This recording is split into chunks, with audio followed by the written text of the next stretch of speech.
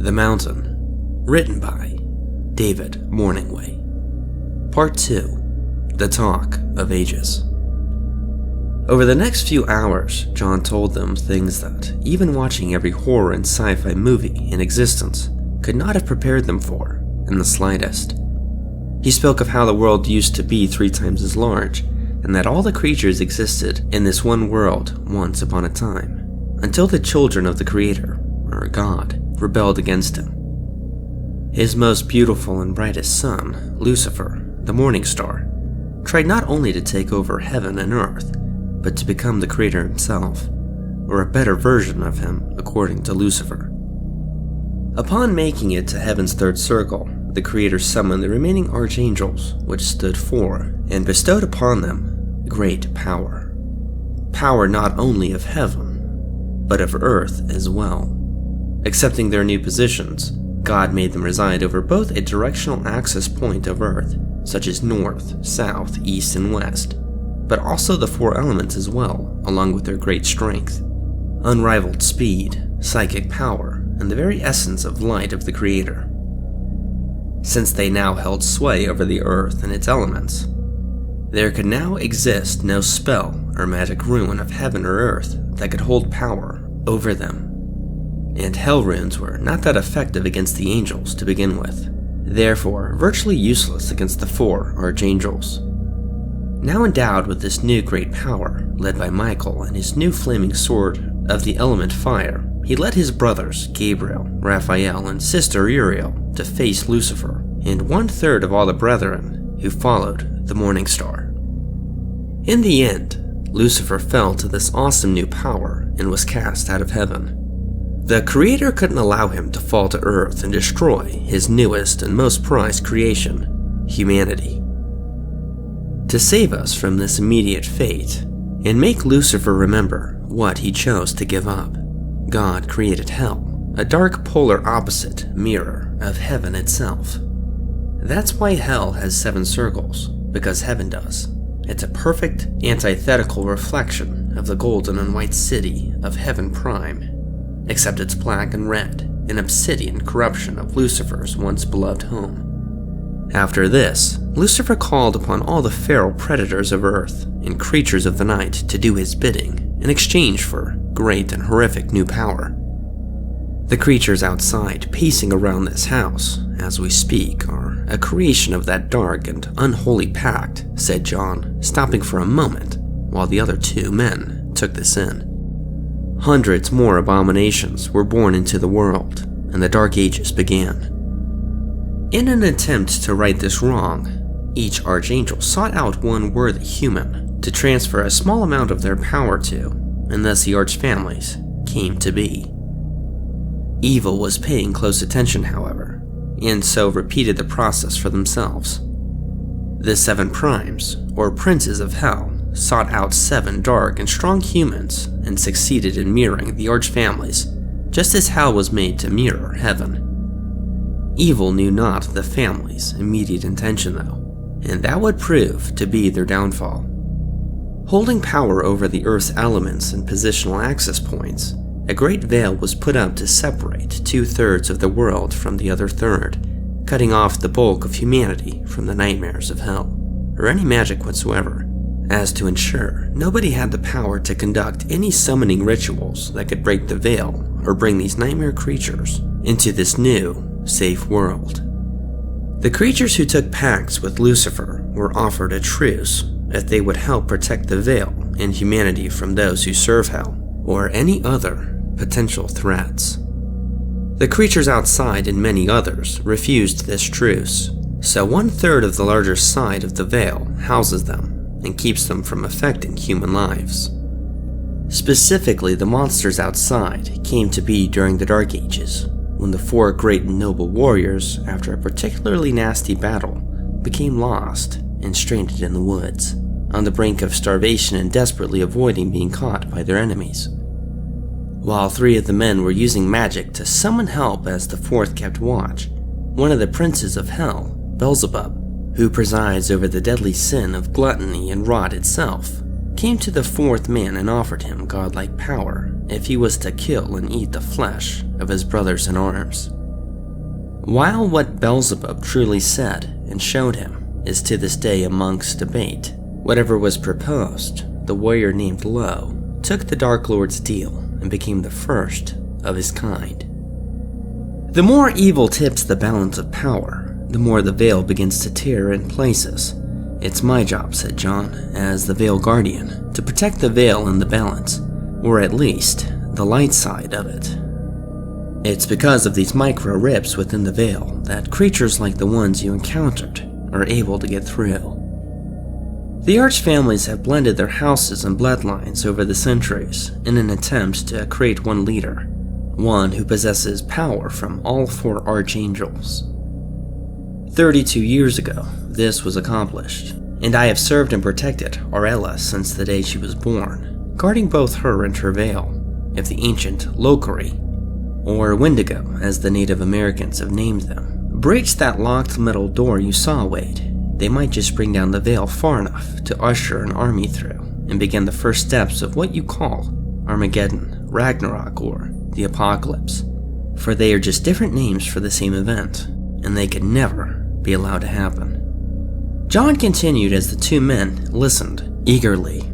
He spoke of many things, of how the giants were only sub-Nephilim species, and how a true Nephilim prime was a union between a full-fledged angel and a pure-blood demon or devil, and how the first of them were born when Adam's first wife, Lilith, was cast out of Eden, becoming the very first demon. At this time, Lucifer had just begun his war on heaven, and during a break in the battle, Lucifer's right hand and most powerful angel next to him, Samiel, saw Lilith's exile and rebirth from the ruined first circle of heaven. The angel Samiel flew down to her, and upon seeing this new creation, was overcome with a remarkable epiphany.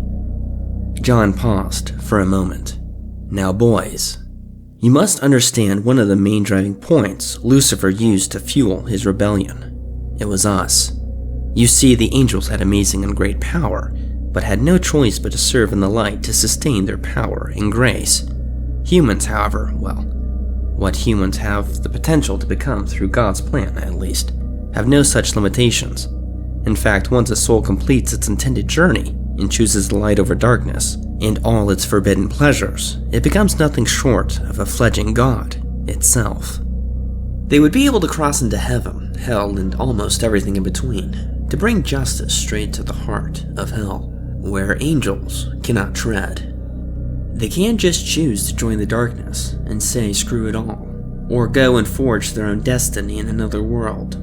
As long as they don't threaten the light, heaven or God's plan, and the creatures directly, then they are left to their own devices.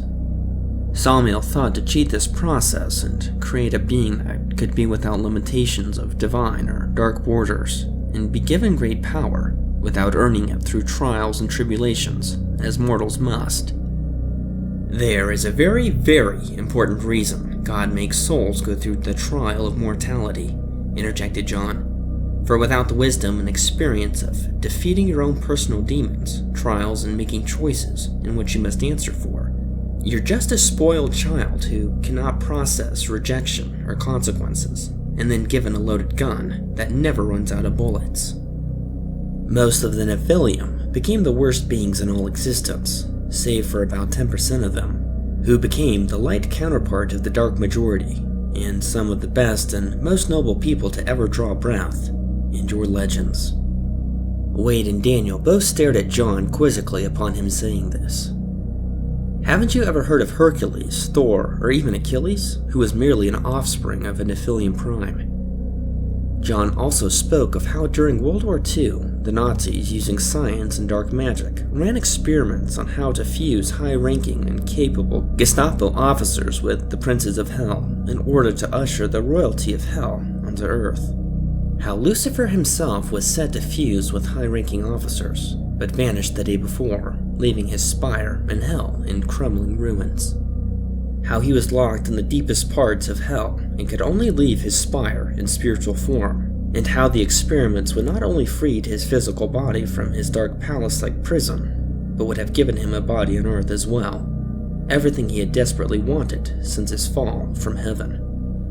Not one soul in heaven, earth, or even among the denizens of hell have any clue where he is. Meanwhile, in hell, upon an absent king and a portal leading to ultimate power and freedom, his right hand grabbed onto that opening, and Samael was born unto the earth while simultaneously becoming the new undisputed ruler of hell. Well, there was dispute, but after Samael defeated Asmodeus, Apollyon, and Azazel in combat, they had no choice but to bow to him. He wasn't Lucifer's right hand for nothing after all, and possesses unrivaled power on both hell and earth now. So you're telling me, interjected Wade, that Satan isn't Satan anymore? First off, answered John, the word Satan just means adversary, and no, Lucifer is not our adversary any longer.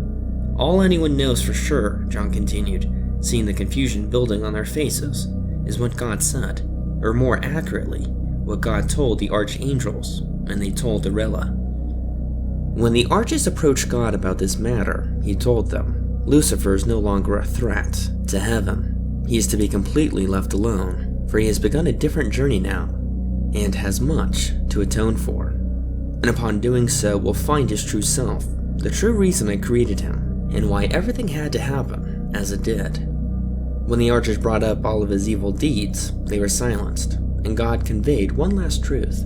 Sometimes, my children, what appears to be evil is truly just the absence of love. Lucifer thought when I created humanity that I abandoned my love for him. However, nothing could have been further from the truth. The day before I lost my brightest star for good, I broke through heaven, earth, hell, and reality itself, and showed him the love that human and angels united could bring into the world one day. My apex master plan, true and unparalleled, love. There is nothing more powerful in the whole existence, even myself, or I would have brought it into being by now. It's the most powerful energy source in any and all worlds, dimensions, and universes, and has never existed in its truest form, has never manifested into the universe yet. This love exists within me, but it's my very core, and cannot simply be given. For its very existence and no other being could contain it within themselves, through me, now being torn apart on every level, their very soul would be eradicated by the power. This can only be brought into creation by a very special union of human and angel. I created humanity not just for me and my children, but for you, for each other. Upon bestowing Lucifer with this kind of knowledge and its specifics, it awoke him, and in so doing enlightened him to his true destiny, and how this was his gift that affected everyone directly, even him. After I placed this knowledge directly in his heart, I tore down his prison, and I gave him a choice, as much free will as any human or Nephilim could have. At that moment, the portal to Earth and the awaiting vessel opened. So from the ruins of his prison, I raised a tree of life, and instructed him to go through whatever doorway he wished, but that only my door, which opened at the base of the tree, will lead you to your destiny I just revealed to you. The rest, John said, is history. Wait, said Daniel, in a shocked yet slightly amused tone. So we only live in 1/3 of the entire real world? All monsters are real? Magic exists?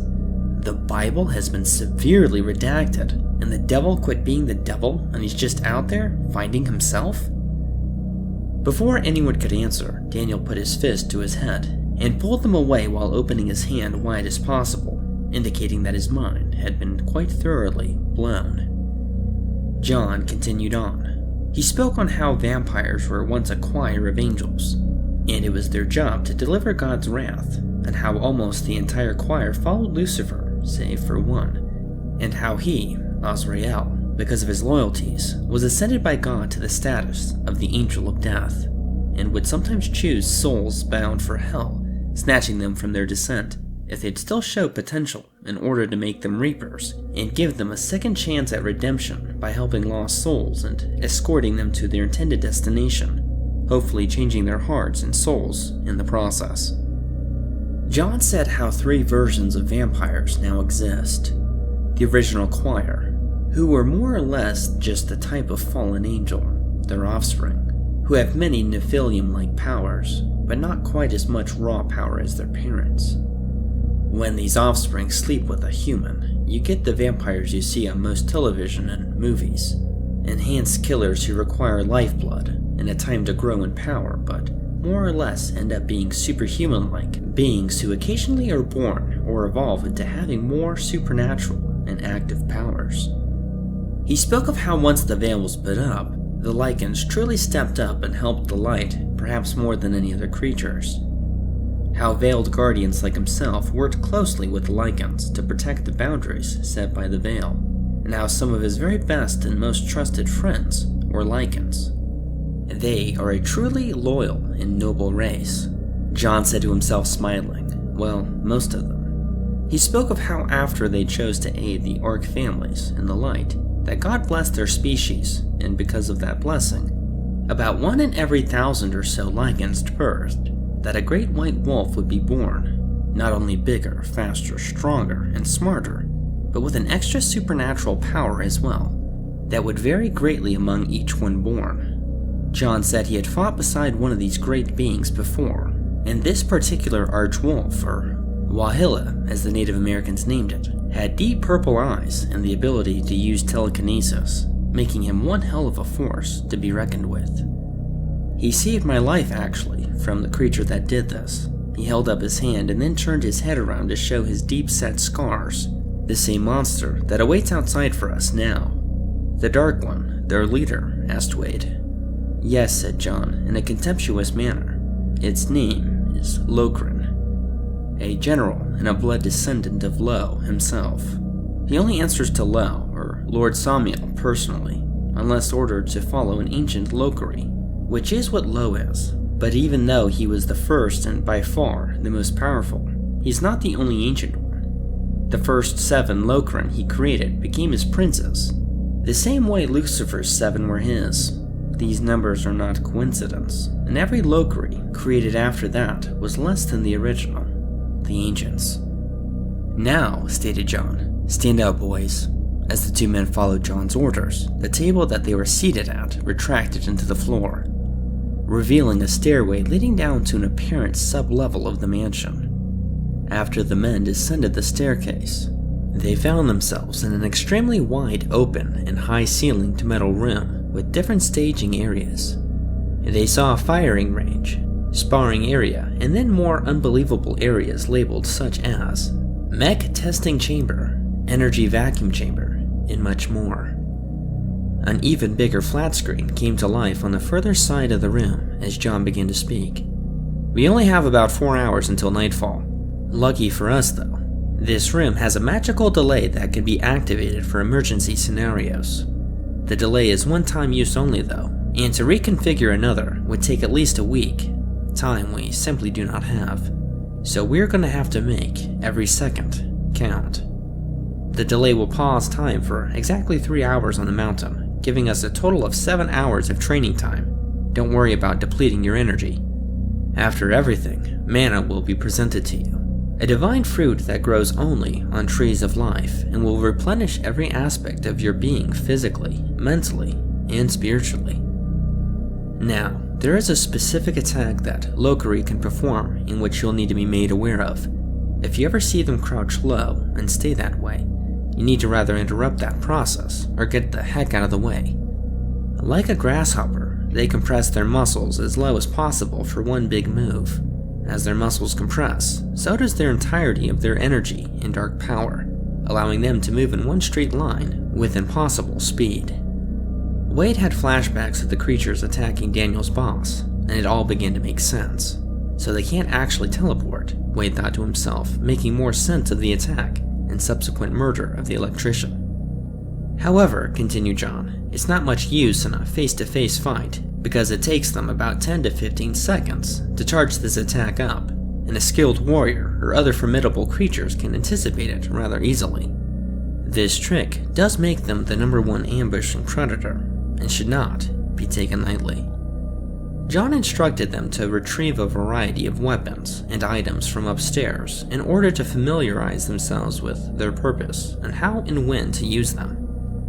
When the men returned, they were greeted with a new face though. A beautiful yet intense-looking woman was now staring back at them through the screen. John has his part to play in the coming battle and is left to do so. My name is Rose, and I'll be training you. John will return here tonight to aid you in the battle, and I'll have to try and teach you enough to not only survive, but to be victorious. Listen to me carefully, you two, said Rose with complete seriousness in her voice. With the special weapons and armor this place has at its disposal, not to mention the magical and holy relics, your victory is not only possible, but probable. If you do everything I say with complete dedication, then we will utterly destroy those gross creatures.